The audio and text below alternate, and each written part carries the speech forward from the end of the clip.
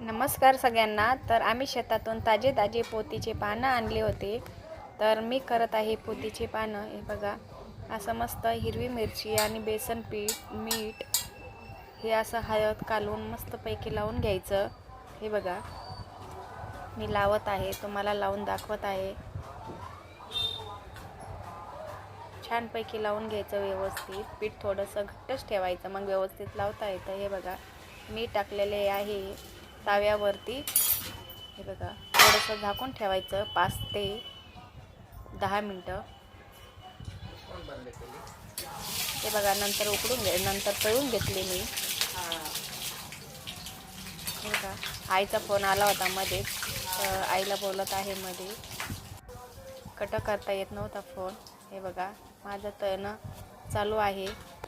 तर मी वडे तळून घेतले. हे बघा, तळून घेतल्या तशी पण भाजी करता येते, पण तळून घेतल्यानंतर टेस्ट लागते. हे बघा, अद्रक लसूण आणि कोथिंबीरची पेस्ट आहे. नंतर घरचा थोडासा मसाला टाकला, प्रवीण मसाला, मिरची, हळद आणि एव्हरेस्ट मसाला टाकायचा थोडासा. हे बघा, छानपैकी हलवून घ्यायचं एकदम छान. हे बघा, तरी सुटेपर्यंत व्यवस्थित शिजवायचं. आहे बघ, किती छान तरी सुटली. बघा, नंतर हे वडे टाकून द्यायचे त्याच्यामध्ये. हे बघा, मस्तपैकी मिक्स करून घ्यायचं, हलवून घ्यायचं व्यवस्थित.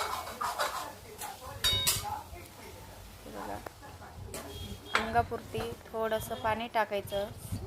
बघा, आम्ही दोघंच असल्यामुळं आणि मुलगा थोडीच भाजी लागते, त्याच्यामुळे आम्ही थोडीच बनवली. ही बघा, झाली तयार भाजी. या जेवण करायला. Bye bye. कसा वाटला मिनी ब्लॉग आत्ता कमेंट करून नक्की सांगा. Bye bye.